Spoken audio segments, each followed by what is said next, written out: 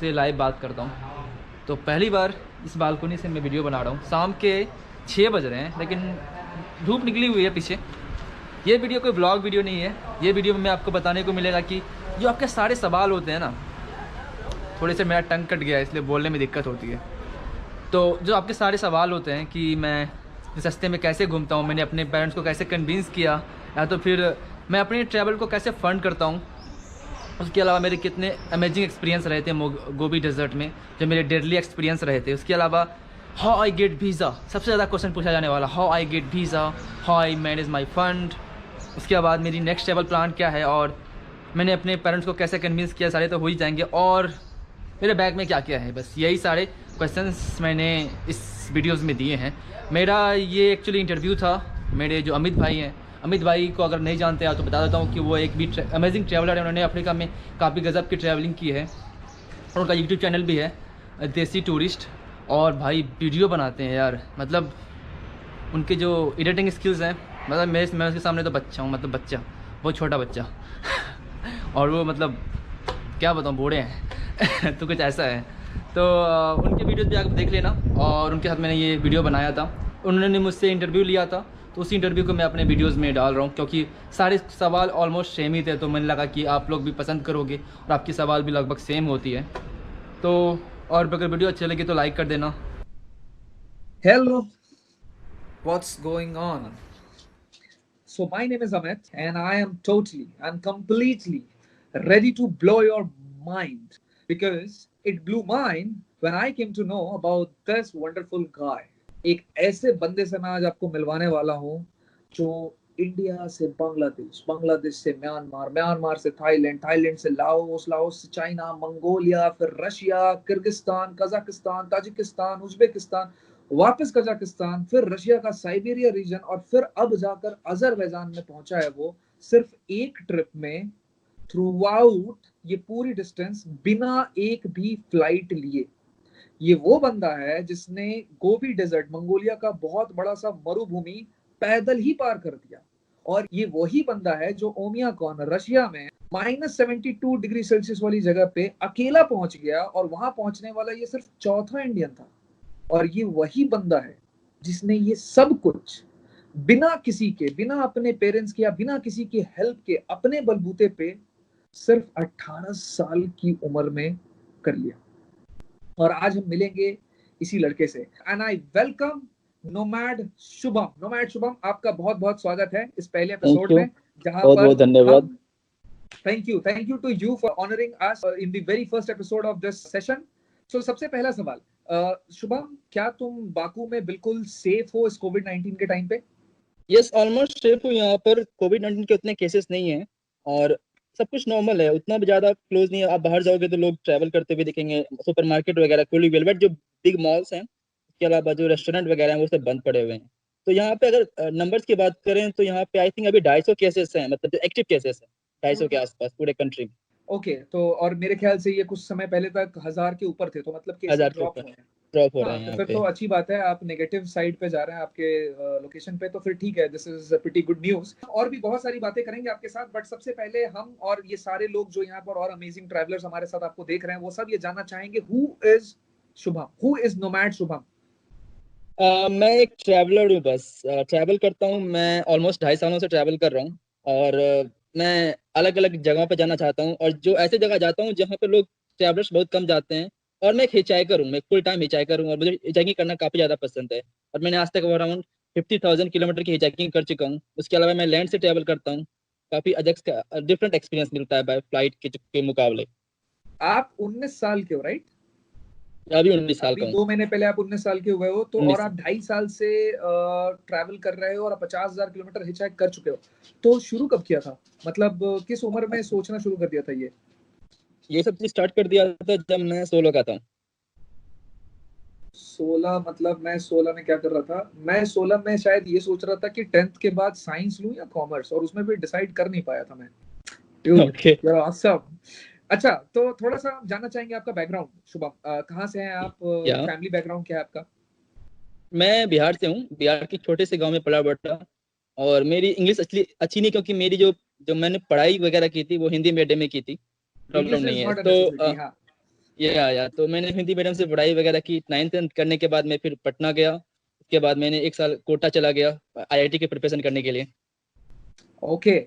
और फिर वहां से मतलब प्रिपरेशन फिर करी थी वहां आगे, से कहीं क्लियर विलियर कुछ किया था?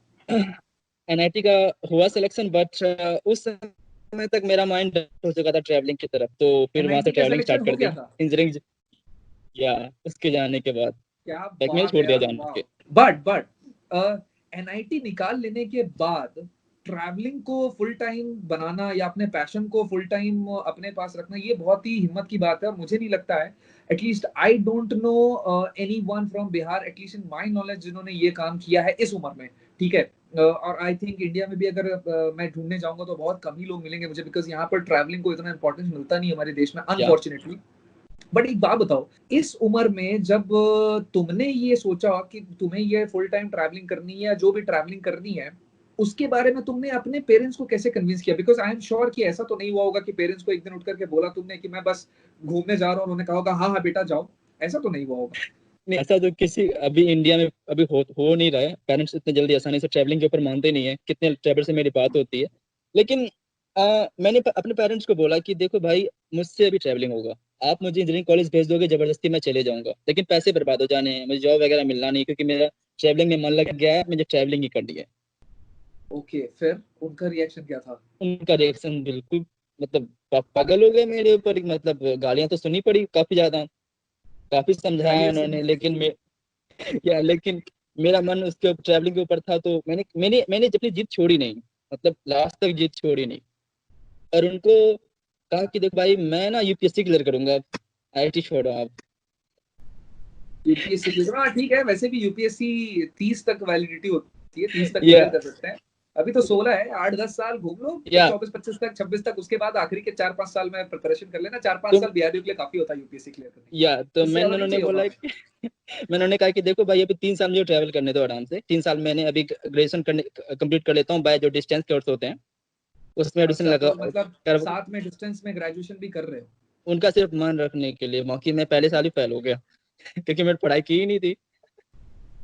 अच्छा ठीक है, ओके। ठीक है, अब जो तुम कर रहे हो उसको अच्छे से कर रहे हो तो वो भी कोई छोटी बात नहीं है। और या पढ़ाई लिखाई बहुत जरूरी नहीं है, मतलब ऑब्वियसली ये सबसे आसान तरीका है लाइफ में सेटल होने का, पढ़ाई लिखाई या करना। और मेरा ये कहने का बिल्कुल मन नहीं है, जो भी आप लोग देख रहे हैं, मैं बिल्कुल भी इस चीज को प्रमोट नहीं कर रहा कि आप पढ़ो लिखो मत, पढ़ाई लिखाई या बहुत इंपॉर्टेंट है। बहुत इम्पोर्टेंट है यार। लेकिन अगर आपका किसी चीज में मन लगा हुआ है तो आप वो कर सकते हो। 2-3 साल के बाद भी पढ़ाई की जा सकती है, टिल द टाइम अगर आप अपने पेरेंट्स के ऊपर, जैसे शुभम, मुझे लगता है शायद तुम अपने पेरेंट्स से कोई पैसे नहीं लेते हो, राइट? या अभी नहीं लेता हूँ 1 रुपए भी मैं। 1 रुपए भी नहीं लेते हो, तो ये बहुत अच्छी बात है, क्योंकि तुम इंडिपेंडेंट हो, तुम अपने पेरेंट्स से पैसे लेकर के नहीं घूम रहे। ठीक है। या तो तुम 2-3 साल का गैप ले सकते हो। तुमने अगर 3 साल सोचा है कि तुम अगर पढ़ाई की जगह ट्रैवल कर लो, तो तुम्हें बहुत कुछ सीखने को मिलेगा। Because I truly believe as a traveller की ट्रैवल करने से आप जितना सीखते हो उतना आप कॉलेज में और कैंपसेस में नहीं सीख सकते। नहीं सीख पाते यार। शुभम, एक बहुत इंपॉर्टेंट क्वेश्चन है यहाँ पर, जो कि काफी सारे लोग तुमसे पूछते होंगे। आई एम श्योर कई सारे लोगों ने तुम्हें कई जगह पूछा होगा ये क्वेश्चन और तुमने जवाब भी दिया होगा। मेरे जहन में हाँ भी है ये सवाल कि बहुत सस्ता और बजट ट्रैवल करते हो तुम, लेकिन कुछ ना या कुछ पैसे तो जरूर खर्च होते होंगे, चाहे वो वीजा का पैसा हो गया, या कभी कुछ खाना पड़ गया, या हॉस्टल लेना पड़ गया अगर कुछ नहीं मिला करने को, या या स्टे करने को। तो ये पैसा कैसे मैनेज करते हो तुम? बिकॉज पेरेंट्स पे तो तुम डिपेंडेंट हो नहीं, तो फिर ये कैसे मैनेज करते हो तुम?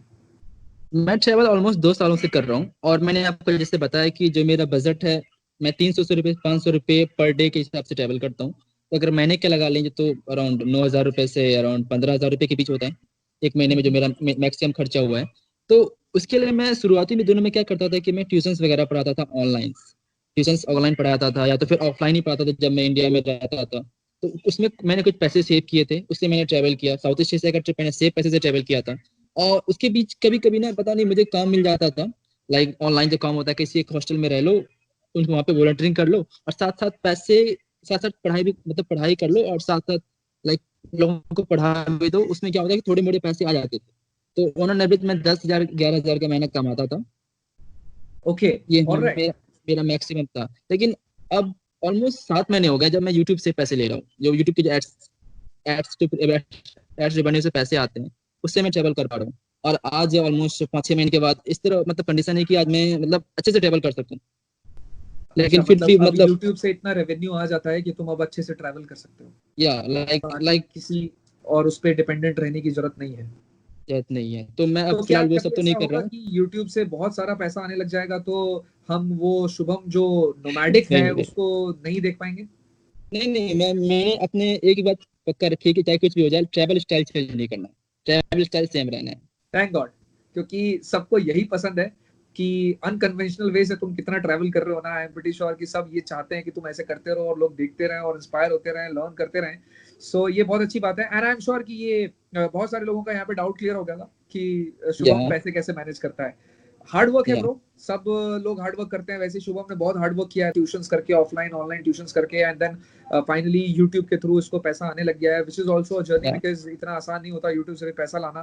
Being a fellow YouTuber I know this, बहुत बड़ी समस्या है मेरी ये, ठीक है।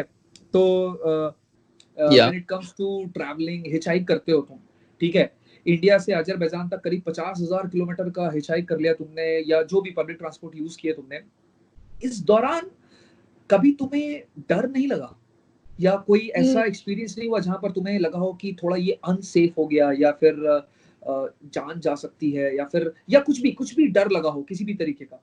या डर तो मुझे लाइक अगर अब मैं बात करूं, 2 बार मुझे काफी डर लगा था कि मुझे मेरी जान चली जाने वाली है, क्योंकि एक बार हुआ था मंगोलिया में, गोबी डेजर्ट में हम लोग पानी की सर्च के ऊपर काफी मतलब पानी सर्च कर रहे थे गोबी डेजर्ट में। और दूसरा बार हुआ था जब मैं साइबेरिया में था, ओमियाकोन जा रहा था, तो हमारी ट्रक थी, वो -54 डिग्री के आसपास का तापमान था, और वो ट्रक खराब हो गया।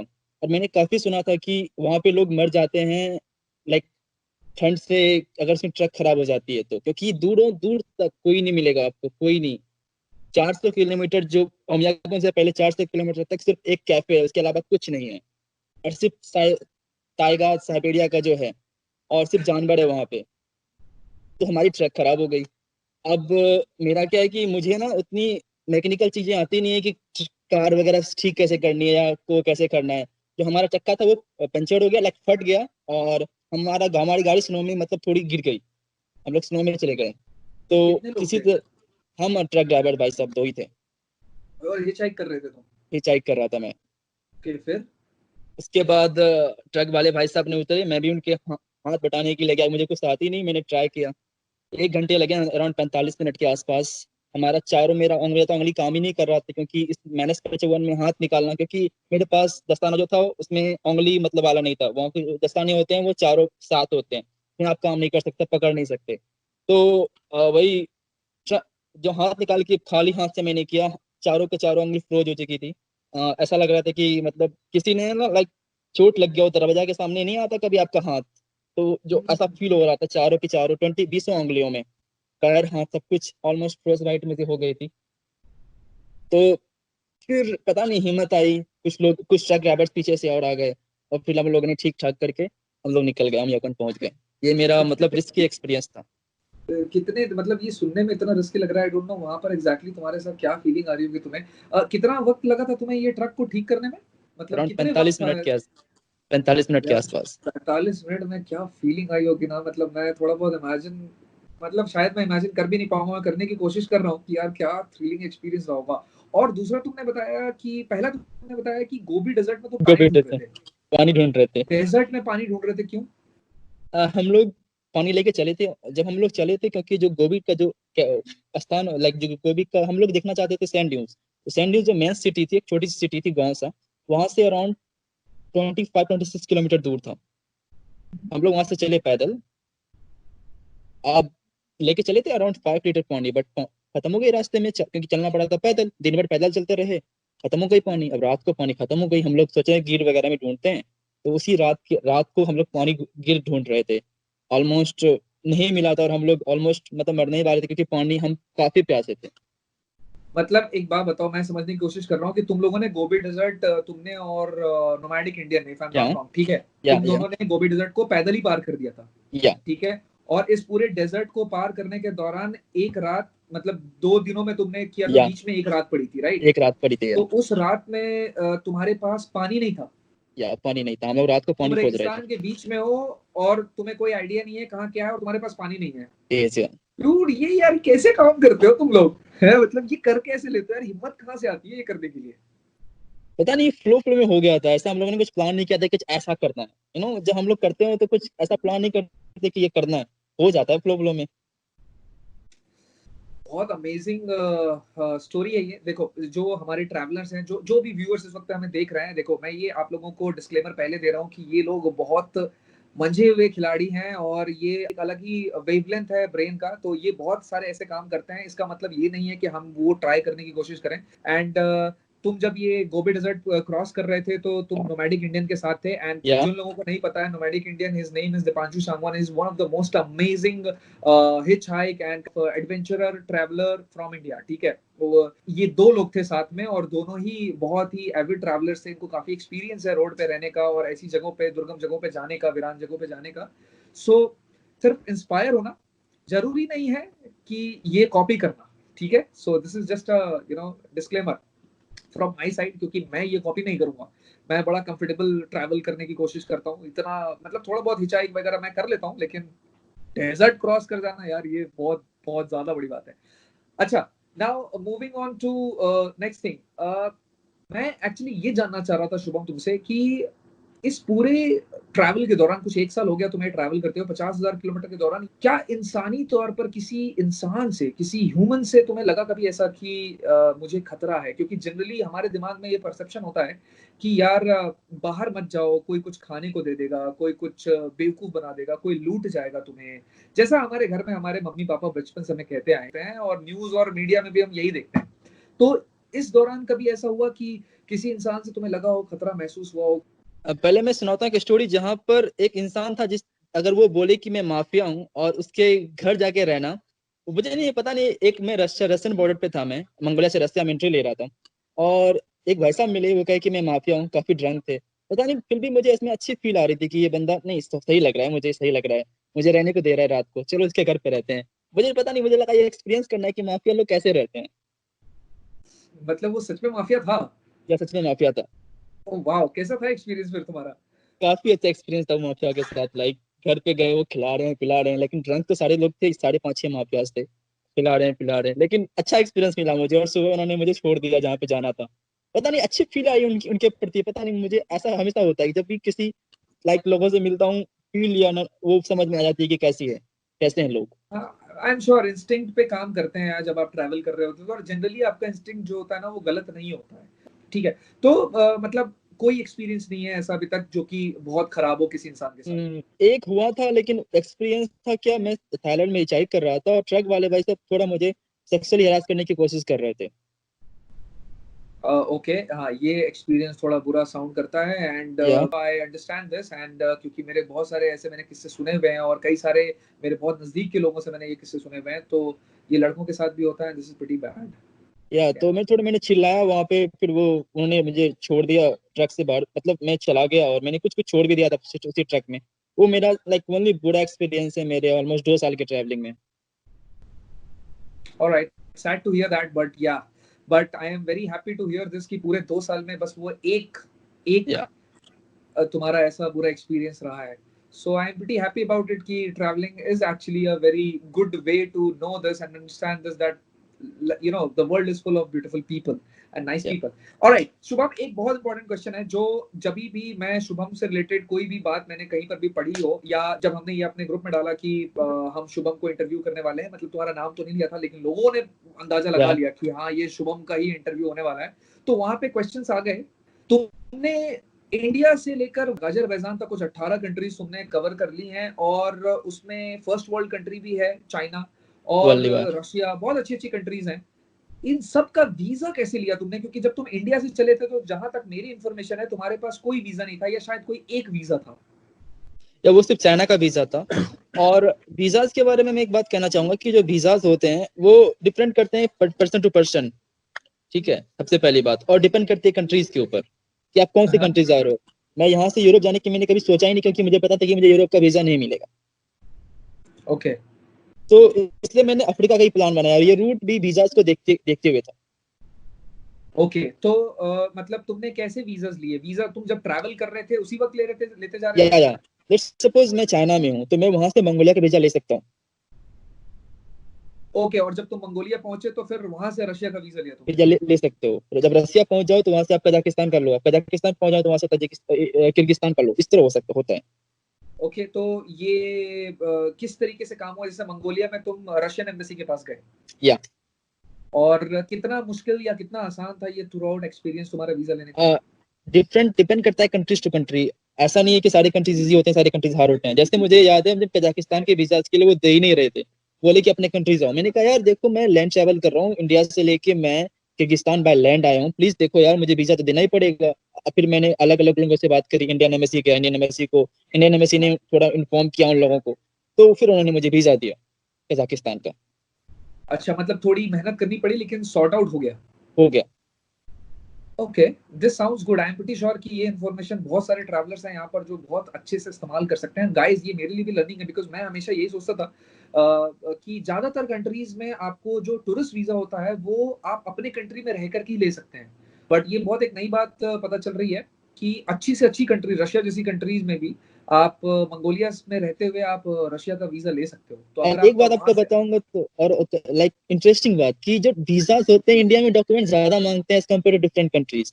इससे कुछ चाइना वीजा को अगर लाओस में आप लेते हो तो काफी इजी वीजा हो जाता है, या तो फिर वियतनाम में लेते हो तो आप तो क्या उतनी आप डॉक्यूमेंट्स चाइना का वीजा जो है वो तुमने इंडिया से लिया था या लाओस या वियतनाम से लिया था? नहीं लिया। तो मैंने इंडिया से ही था, लेकिन जब पिछली बार जब लाओस गया था तो मैंने वो पता किया था जाके।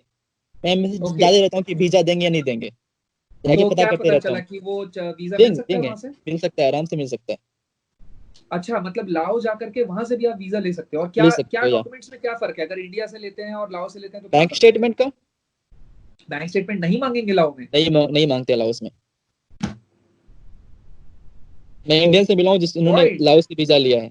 या सेकंड थिंग, एक बात मंगोलिया के बताता हूँ। मंगोलिया के जस्ट लाइक बॉर्डर जो क्रॉस करते हो उससे 2 किलोमीटर पहले मंगोलिया की एम्बेसी है। लाइक एम्बेसी तो नहीं, क्या कहते हैं, काउंसुलेट है।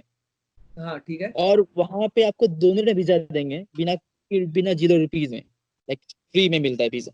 चाइना से मंगोलिया के बॉर्डर पे, चाइनीज साइड पे मंगोलिया कॉन्सुलेट है और वहां पर दो काउंसुलेट है। दिन में आपको वीजा दे देंगे फ्री ऑफ दो कॉस्ट। मिनट में 2 मिनट मिनट 2 मिनट, दो दिन अच्छा, में दो 2 मिनट मिनट में। में? या Wow. Now this is super amazing. I mean, I can use this information, and I'm pretty sure कि everybody who's watching, this video right now, guys, China से मंगोलिया में जाते वक्त आप मंगोलिया का वीजा ले सकते हो। अब ये इन्फॉर्मेशन देखो चेंज भी हो सकती है। शुभम जो कह रहा है वो या बिल्कुल करेक्ट बात कह रहा है, लेकिन visa is a very dynamic thing, it keeps changing over period of time. ठीक है, तो या कुछ चीजें रिसर्च करके जाओ। ऐसा ना हो कि वहां पहुंचने के बाद और वो चीजें चेंज हो गई और फिर तुम मुझे या शुभम को कह रहे हो कि यार तुमने तो गलत information they the, because visa regulations कभी भी चेंज हो सकते बट हैं। प्लीज डू योर मैंने रिसर्च अपना बिफोर यू वीजा गो। दिल्ली से लिया था, मैंने अपना वीजा दिल्ली से लिया था। मंगोलिया और का? वो भी 2 मिनट में मिली थी, 2 मिनट में। हाँ, मंगोलिया का वीजा इज इजी या as compared to other countries, and it's a very beautiful country also। बहुत अच्छा कंट्री साइड है वेरी उसका। ब्यूटीफुल पूरी हमारे पास। कंट्री में रोड्स है ही नहीं, लेकिन 4G नेटवर्क हर जगह है, जो थोड़ी बहुत मालूमात है मुझे। ओ यस, 4G नेटवर्क। या सो वीजा के बारे में तो समझ में आ गया, लेकिन अब ये बताइए कि जब आप किसी कंट्री में एंटर करते हैं तो उस कंट्री का जो इमिग्रेशन ऑफिसर होता है वो आपसे हमेशा चेक करता है कि आप यहाँ कब तक रुकने वाले हो, और जब आप यहाँ से कहाँ जाने वाले हो, वापस इंडिया या जाने वाले हो या नेक्स्ट कंट्री जाने वाले हो, तो वो आपको बताना पड़ता है और उसके लिए आपको फ्लाइट बुकिंग दिखानी पड़ती है। या तो ये आप कैसे टैकल करते हो? इमिग्रेशन ऑफिसर को कैसे समझाते हो? कुछ इमिग्रेशन ऑफिसर ऐसे होते हैं जो कि मानते ही नहीं है। जैसे लाइक थाईलैंड वाले भाई साहब, वो मतलब मुझे एक बार उन्होंने डिपोर्ट किया है इसी के चक्कर में, मेरे फ्लाइट टिकट नहीं थी। अच्छा, ओके। थाईलैंड से मैं डिपोर्ट हुआ हूँ एक बार, मेरे पास डिपोर्ट स्टैम्प है थाईलैंड का मेरे पासपोर्ट पे। Oh my God. ओके, फिर? फिर दूसरी बात, मुझे मतलब फ्लाइट टिकट दिखाने के लिए कुछ वेबसाइट का यूज करता हूँ, जो मैं काफी लोग देख रहे हैं उनको फायदा होगा, बता देता हूँ। यात्रा यात्रा आपको 3 दिनों का फ्लाइट टिकट फ्री देता है, लाइक होल टिकट होता है, बट वो आप यूज कर सकते हो इमिग्रेशन ऑफिस को शो करने के लिए। तो मैं यूज करता हूँ। उसके अलावा मैं उनको मतलब बात करता हूँ। उन्होंने मुझसे कहा कि तुम्हारा फ्लाइट टिकट कहाँ जा रहे हो चाइना के बाद। मैंने कहा देखो भाई, मेरे पास मंगोलिया का ऑलरेडी वीजा है, चेक करो। मैं इसके बाद मंगोलिया, देन वो लोग कन्विंस हो गए कि ठीक है ये मंगोलिया जाएगा। अच्छा, मतलब तुम इमिग्रेशन ऑफिसर को कन्विंस करते हो कि मैं या बाय लैंड ही जाऊंगा और मैं डेफिनेटली थाईलैंड। जाऊंगा। या अच्छा, तो मतलब ये बात जो कॉन्फिडेंस के साथ तुम बोलते हो उससे इमिग्रेशन ऑफिसर कन्विंस हो जाते हैं। या हो जाते हैं, जनरली हो मतलब जाते हैं। थाईलैंड के अलावा अभी तक ये 18 कंट्रीज में से एक थाईलैंड को अगर हम हटा दें तो तुम्हें किसी भी कंट्री में कोई प्रॉब्लम नहीं हुई? कोई प्रॉब्लम नहीं हुई। बहुत सारे कंट्री तो मांगते ही नहीं कुछ, मतलब ये मुझे याद है जब म्यांमार में जा रहा था तो उन्होंने मुझसे पूछा कि आपका मैं स्टाम्प कहाँ पे करूँ, वीजा वगैरह के बारे में कुछ नहीं, आपका स्टाम्प कहाँ करूँ आपके पासपोर्ट पे बताओ। इतने फ्रेंडली थे म्यांमार के immigration officer. Right right, I am sure यार, ये लोगों की जो परसेप्शंस हैं वीजास को लेकर के वो भी थोड़ी थोड़ी चेंज होगी। इंडियन पासपोर्ट उतना स्ट्रांग नहीं है, सो ये एक डर रहता है हमारे अंदर। और ऐसा नहीं है कि कंट्रीज में ऐसा हमारे साथ बुरा नहीं होता, होता है बहुत सारी कंट्रीज में इमिग्रेशन को लेकर के इंडियन पासपोर्ट को काफी ट्रबल किया जाता है। तो या ये एक परसेप्शन हमारे दिमाग में बनी हुई है और वो गलत नहीं है, लेकिन ये हालात इतने भी बुरे नहीं है जितने या हम सोच रहे हैं, राइट। या सो अब चलते हैं उस क्वेश्चन की तरफ। ओमिया कौन या -72 डिग्री सेल्सियस, दुनिया का सबसे ठंडा प्लेस, या ऑलमोस्ट अलास्का के पास है। अगर आप उसको अलास्का ज्योग्राफिकली के। मैप पे देखो, बिल्कुल अलास्का के पास है। थोड़ा सा आगे बढ़ जाओ तो आप यूएस में एंटर कर जाओगे, कनाडा में एंटर कर जाओगे। तो मतलब दुर्गम जगह -72, वहां जाने का सोचा कैसे, पहले तो सोचा बेसिकली क्यों? मैं ना बिश्केक में था। प्लान ये था कि मैंने तुर्कमेनिस्तान का वीजा अप्लाई कर दिया था और मेरा प्लान था कि मैं यहाँ बिश्केक किर्गिस्तान से जाऊंगा Tajikistan, Uzbekistan, then Turkmenistan, then Iran. Okay, मेरा तो ओमिया का कोई प्लान था ही नहीं। फिर ये प्लान, बट तुम ईरान गए नहीं शायद, राइट? नहीं, प्लान क्या हुआ कि मैंने एक चीज देखी, डॉक्यूमेंट्री आई ओमिया के बारे में मेरे यूट्यूब पे, लाइक होम पेज पे। पता नहीं कैसे आ गई, मुझे जाना था शायद इसलिए आ गई। तो मैंने उसको देखा, मुझे कहा यहाँ जाना है यार, जाना है, कितनी मस्त जगह है। मैंने 72 मुझे एक्सपीरियंस करना है कि कैसा फील होता है। तो इस वजह से तुम या -72 में चले गए, मतलब वो सोच करके। एंड उसके लिए मुझे ऑलमोस्ट 30,000 किलोमीटर की लैंड ट्रेवलिंग करनी पड़ी थी पूरा, जो क्योंकि एकदम ये यूरोप के पास आता है। यूरोप से पूरा जाना पड़ेगा आपको एकदम लास्ट ऑफ एशिया, हम्म, बिल्कुल अलास्का वापस से कॉर्नर, बिल्कुल हाँ, साइबेरिया का कॉर्नर। अलास्का के पास। और उसके बाद जो मेरी अगली कंट्री थी वो अजरबैजान थी। और अजरबैजान आता है एकदम मॉस्को से नीचे। तो वापस से इस रोड में, और फ्लाइट मुझे नहीं करनी थी, तो इसके लिए मुझे लैंड ट्रैवल करना पड़ा काफी लंबी, और हिचाई भी काफी करना पड़ा। ये कितने किलोमीटर का रास्ता था करीब? Almost 30,000 kilometre. उसका मैं गिनीज वर्ल्ड रिकॉर्ड भी बनाया था उसके लिए। 13,000 kilometre, right? One 30 three 30 no 30,000 30 kilometre 30। 30,000। Okay, so ये एक बहुत इंटरेस्टिंग फैक्ट है जो शायद नेटवर्क खराब था बीच में तो बहुत लोगों को समझ नहीं आएगा, मैं इसको वापस एक्सप्लेन करता हूँ। ये सबसे पहली बात है कि भाई साहब जो है वो ओमियाकॉन, जो कि बिल्कुल ईस्टर्न पार्ट है रशिया का, बिल्कुल अलास्का या के पास है, वहां जाने का इनका कोई प्लान नहीं था। ये तुर्कमेनिस्तान, ये किर्गिस्तान में थे ऑलरेडी, राइट? या और किर्गिस्तान से तुर्कमेनिस्तान होते हुए ईरान जाने का प्लान था। बट इनके यूट्यूब चैनल पे ओमियाकॉन के बारे में एक डॉक्यूमेंट्री उन्होंने देखी और उन्होंने कहा कि मैं वापस से रसिया जाऊंगा और इस जगह को फील करूंगा कि -72 डिग्री सेल्सियस में कैसा होता है। और इन्होंने किर्गिस्तान से मगदान होते हुए बिल्कुल east part of Russia, Asia, बिल्कुल अलास्का के पे गए और वहां पे वो पार्ट कवर किया ओमियाकॉन, और वहां से हिच हाइक और पब्लिक ट्रांसपोर्ट लेते हुए वापस अजरबैजान आए। और ये जो पूरा सेक्टर इन्होंने कंप्लीट किया, ये 30,000 किलोमीटर का है। एंड ये पूरा बाय हिच हाइक और बाय पब्लिक ट्रांसपोर्ट करने वाला आप शायद पहले इंसान होंगे, और ये गिनीज बुक वर्ल्ड रिकॉर्ड है। और इसके लिए आपने ये अप्लाई किया है, या इसका अप्रूवल कब तक आएगा देखते हैं, ठीक है? देखते हैं। या wow man, wow, wow, let me digest it properly. Wow, okay. तो अब बात करते हैं -72 डिग्री सेल्सियस में पहुंचने के बाद आपका एक्सपीरियंस कैसा था? काफी ठंड था सबसे पहले। काफी ठंड थी यार, ऑब्वियसली -2 3 में हालत खराब हो जाती है लोगों की, या -72 -50 तो मतलब। मुझे याद है कि मैं जब स्कूल में हुआ करता था, तो जब स्कूल में तापमान 10-11 चला जाता था तो स्कूल बंद हो जाता था, क्योंकि इंडिया में इतनी ठंड होती नहीं है। लेकिन जब मैं वहां पहुंचा तो ठंड, सबसे पहले ठंड लग रही थी बहुत ज्यादा। मतलब आपके आईलैशेस फ्रीज हो जाएंगे, आपके ये जो सारा पार्ट जलने लगता है, ये वाला पार्ट, नाक जलने लगेगा, आपकी उंगलियां जलने लगेगी। तो एक ऐसा फील होता है। लेकिन उसी को फील करने के लिए मैं वहां गया था और अच्छा लगा जाके। लोग बड़े अच्छे थे, काफी मतलब वार्म हार्टेड पीपल थे इधर सबसे ठंडी जगह पे। वाओ। और वहां पर भी आप कहाँ, मतलब लोकल्स के साथ रुके? लोकल्स के साथ रुका था, वो अच्छी किस स्टोरी है। जब तरीके मैं के वहां लोग हैं पहुंचा, उस पार्ट ऑफ वर्ल्ड में, मतलब किस तरीके के लोग हैं उस तरफ? काफी अच्छे लोग हैं। और सबसे अच्छी बात मुझे पता है क्या लगी, कि वहां पे लोग इंडियन मूवीज देखते हैं इतने दूर होने के बाद। लाइक सेटलमेंट, सिविलाइजेशन, पता नहीं कहाँ कैसे वहां पे रह रहे हैं। 400 किलोमीटर तक कुछ है ही नहीं। सिर्फ दिन की कुछ ट्रक्स जाती है बस, उसके अलावा कुछ नहीं जाता वहां और पे, वो इतनी इंडियन ठंड मूवीज होती है। देखते हैं। Yeah you know everyone know Jimmy Jimmy. Jimmy Jimmy Jimmy. अच्छा अच्छा, रशिया में बहुत लोग जानते हैं, एंड आई बहुत एम फेमस है। श्योर कि यार, बट लेकिन साइबेरिया का वो पार्ट एक्चुअली वो रशिया में आता है, लेकिन अगर आप उसकी डिस्टेंस देखोगे ना तो वो मतलब इंडिया, मतलब आप 3-4 बार इंडिया मिला दोगे ना, मॉस्को से उतना दूर है या तो। वाओ मैन, वाओ, वहां पर उन्होंने भी। उन्होंने उन्होंने मुझे लिए एक स्पेशल कॉन्सर्ट रखा था, लाइक मेरे लिए स्पेशल कॉन्सर्ट था वहाँ पे। To welcome you. Yeah welcome me. Oh man, this is so amazing, this is so amazing. ये यही चीजें है ना जो एक ट्रैवल होने का, एक ट्रैवलर होने का यही फायदा है। एक टूरिस्ट और ट्रैवलर के बीच में ना यही फर्क है। टूरिस्ट जो है वो सिर्फ मॉन्यूमेंट्स देख करके आ जाता है, उसको एक्सपीरियंस नहीं मिलता उसके, वहाँ के लोकल्स का, वहाँ पे जो लोग रहते हैं वो कैसे हैं, वो कैसे ट्रीट कर रहे हैं आपको, इन चीजों का एक्सपीरियंस नहीं मिलता है। मेरा जो मैंने 1-2 ट्रिप अभी किए हैं जिसकी मैं सीरीज लेकर के आ रहा हूँ, बस मैंने उस सीरीज में थोड़ा बहुत ऐसे एक्सपीरियंस किया था लोकल के साथ रहने का, यूएस वाली सीरीज में।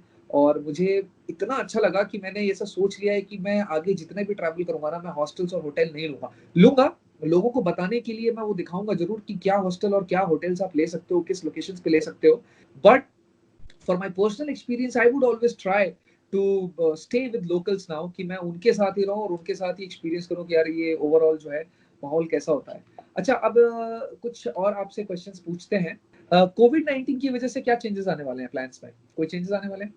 प्लान्स में वापस अभी आओगे इंडिया या फिर फिलहाल आगे ट्रैवल करोगे? क्या करना है? अभी अभी फिलहाल मुझे कुछ नहीं पता, क्योंकि मैं सिर्फ वेट कर रहा हूँ और सिर्फ एक अच्छे लाइक होप की कोशिश कर रहा हूँ कि सब कुछ वापस फिर से नॉर्मल हो जाए और मैं ट्रिप कंटिन्यू कर पाऊँ। लेकिन अभी ऐसे कोई प्लान नहीं है कि मैं वापस से इंडिया आऊँ, बस वेट कर रहा हूँ फिलहाल। इस महीने तक तो वेट कम से कम करूंगा। ओके, और अगर सब कुछ ठीक रहता है और आप ट्रैवल आगे प्लान करते हो तो आगे का क्या प्लान है अजरबैजान के बाद? जॉर्जिया जाना है, यहाँ से जॉर्जिया के बाद अर्मेनिया, अर्मेनिया के बाद वापस से Iran, and then go to Iraq, and Iraq to maybe like go to Jordan. और जॉर्डन से मेरा सीरिया का प्लान है, बाकी देखता हूँ क्या आता है नहीं होता। Syria and then back back to Jordan, और जॉर्डन से मैं इजिप्ट, और इजिप्ट से फिर South Africa by land, like all the way east coast. Okay, तो मैं जहां तक सुन पाया, जो थोड़ा बहुत मैंने इराक सुना और मैंने सीरिया सुना। या एक सोमालिया रह गया यार, उसको भी कर ही लेते। ऐसा कुछ देखता हूँ, भाई सोमालिया भी घर शायद कर ही वापस लेंगे। आओगे ना? घर या अभी वापस आना आओगे है। ना? मेरा या प्लान है ना घर आने का वापस, टच वुड। या ठीक है, वापस आना है यार, ठीक है। अच्छा, तो इराक भी जा रहे हो और सीरिया भी जा रहे हो? या सीरिया में कौन सा पार्ट कर रहे सीरिया में बेसिकली, क्योंकि आप सीरिया में एज ए लाइक आप अकेले ट्रैवल नहीं कर सकते, अगर आपको पता हो तो। आपको एक टूर हो? नहीं, कंपनी मुझे के नहीं थ्रू जाना पता। होता है। आपको एक टूर कंपनी की तरह जाना होता है आपको, like it's like north Korea. अच्छा, तो मतलब सीरिया में आप किसी ट्रैवल कंपनी के थ्रू जा सकते हो? जा सकते हो या। ओके, तो तुम सीरिया वैसे करोगे, और इराक? इराक में तो इरा बगदाद वाला पार्ट करने वाले हो। हाँ, वो वो मैंने जो बहुत प्लान नटोरियस पार्ट मैंने है। जो तो मैंने प्लान बनाया है कि दो हमारे मेरे पास दो प्लान्स हैं। एक तो प्लान है कि ईरान से फेरी लेके कुवैत निकल जाओ, कुवैत से बॉर्डर बॉर्डर क्रॉस करके ट्रेन लेके आप चले जाओ बगदाद, बगदाद से बस लेके जॉर्डन चल जाती है। मेरा ही ये वाला प्लान है। जो कुवैत से ट्रेन चलती है बगदाद के लिए, और बगदाद से बस चलती है जॉर्डन के लिए। ये मेरे पास इंफॉर्मेशन है ये सब। अब पता नहीं कोविड के बाद क्या होगा नहीं होगा, काफी चेंजेस होने वाले हैं मुझे लगता है वीजा के ऊपर भी। लेकिन ये सब जो पहले की मैंने प्रिपरेशन बता रहा हूँ, जो मैंने पता किया था। आई एम प्रीटी श्योर जो होगा अच्छा ही होगा, और जो होना है वो अच्छे के लिए ही होना है। सो कुछ ना या कुछ रास्ता निकल के आएगा ही, जब मन में इतना सोच लिया तुमने और इतनी मेहनत से यहाँ तक पहुंच गए हो। आई एम प्रीटी श्योर बिना साउथ अफ्रीका गए तुम वापस आओगे नहीं। अब कुछ दूसरा क्वेश्चन पूछते हैं। हाँ, कितना सामान लेकर के ट्रैवल करते हो? बेसिकली मैं काफी सामान लेके बहुत कम सामान में ट्रेवल करता हूँ। बेसिकली मेरे पास सिर्फ दो जोड़े टी शर्ट्स हैं, एक ये जो मैंने पहना है अभी, और एक मेरे पास अपना अपना टाइम आएगा, बस वही है दो मेरे पास। ओके। और कुछ लाइक दो पेयर के लाइक जीन्स हैं, और बस कपड़े मेरे पास बहुत कम है। एक टेंट है, एक हैमॉक है छोटा सा, एंड एक स्लीपिंग बैग है, और एक स्लीपिंग मैट्रेस है, and like laptop with power banks, phones, that's it. तो इन टोटल मेरा और 12 से 13 किलो।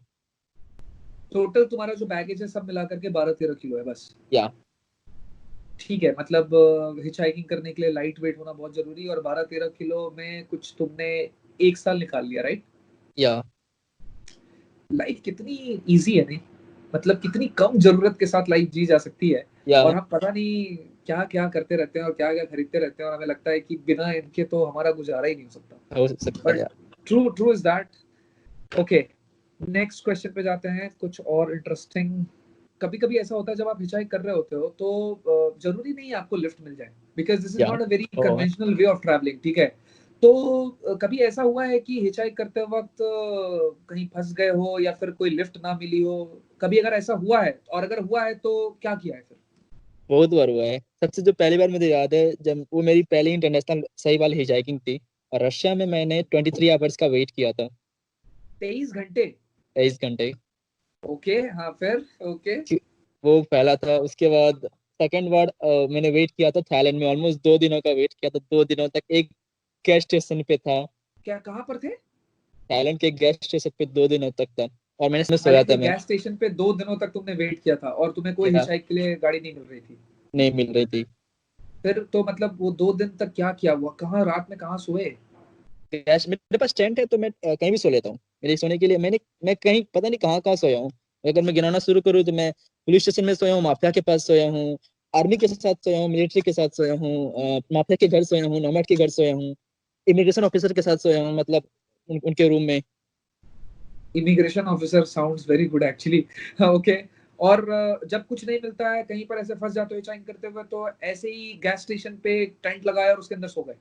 तो क्या यार, it's like okay, it's normal day. ऐसा नहीं कि मुझे मेरा दिन जा रहा है, ठीक है, ये ट्रैवलिंग का पार्ट है। इट्स नॉट लाइक मैं जल्दी जाने की, ठीक है, मिला तो मिला, नहीं मिला तो नहीं मिला, उससे क्या जल्दी है किसी चीज की। किताब लिखनी चाहिए यार तुम्हारे ऊपर। और ये सब तुम ये 18 तुम 18 साल के हो नहीं, झूठ बोल रहे हो तुम। 18 साल के तुम हो ही नहीं सकते।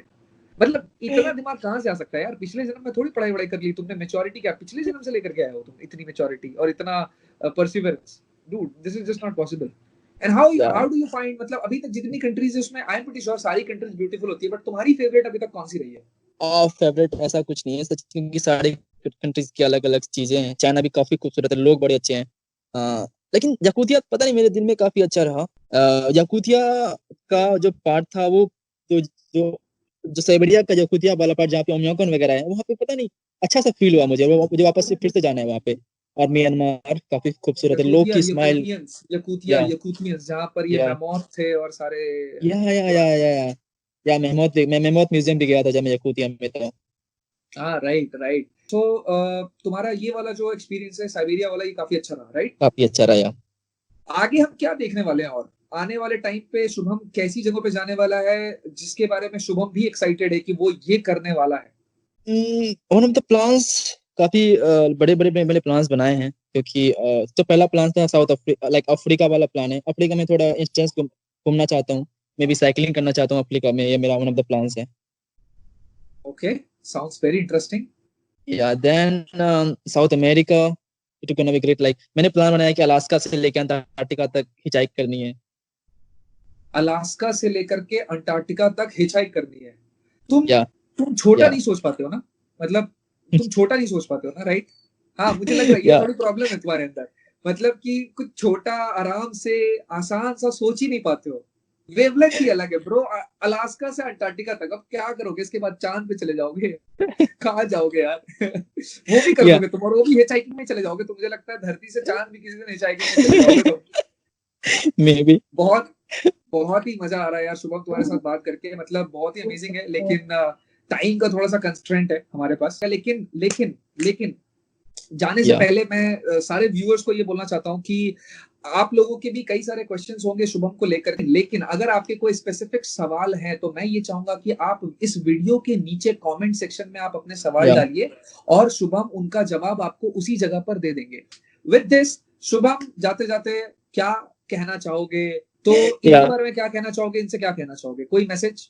बेसिकली जो काफी लोगों ने देखा कि ये डिफरेंट ट्रेवल है। सबसे पहले कि इस ट्रेवल में कंफर्ट नहीं है।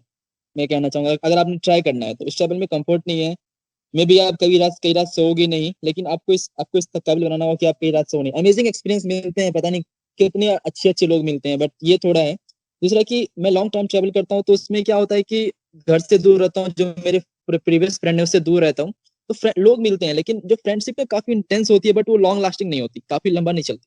मैं ऐसे ही कोई फ्रेंड से मिल गया किसी अलग कंट्रीज में, काफी वाओ, वी आर मेरे गुड फ्रेंड, काफी दिनों तक हैंग आउट किया फिर, लेकिन वो ना कनेक्शन नहीं मिल पाता जो कि हमारे इंडियन लाइक घर वाले जो फ्रेंड्स हैं, अभी भी मेरे उसी तरह बात होती है। तो ये सब राइट। चीजें थोड़ी मोड़ी लाइक डाउन डाउन चीजें हैं इन सब चीजों में, लंबी ट्रैवलिंग में। लेकिन एक्सपीरियंस गजब का है। लेकिन फिर भी अगर आपका गट्स फीलिंग है कि नहीं मैं ये कर सकता हूँ, तो निकल जाइए। दुनिया बहुत खूबसूरत है और इसको सिर्फ मुझे देखना है। All right. With that thought, man, I think it's time to say goodbye. बहुत बहुत शुक्रिया शुभम इस थैंक यू इंटरव्यू के लिए। थैंक यू और इसको अलग लोगों तक और पहुंचाने के लिए, सब ट्रैवलिंग के लिए। हमारा इंडिया भी काफी ट्रैवल करेगा आज से 5 सालों के बाद। See, you are an inspiration right now and I'm pretty sure जो तुम्हारी जर्नी है शुभम, उससे काफी सारे लोगों को बहुत कुछ सीखने को मिलेगा। हम सब ट्रैवलर्स हैं और कुछ ना कुछ नया करने की कोशिश करते हैं, बिकॉज ट्रैवलिंग हम सबका ही पैशन है, जितने भी लोग यहाँ पर तुम्हें देख रहे हैं। बट जिस तरीके से तुमने ट्रैवल किया, एक माइलस्टोन डेफिनेटली तुमने ऑलरेडी क्रिएट कर दिया है और उसमें बहुत कुछ इन्फॉर्मेशन है, बहुत इंस्पिरेशन भी है, सेफ्टी रूल्स भी है कि कैसे कैसे किन किन प्रॉब्लम से तुमने कैसे कैसे डील किया है, तो बहुत सारी लर्निंग भी है उसमें। तो ये सब बहुत सारी चीजें हमें सीखने को मिलेंगी।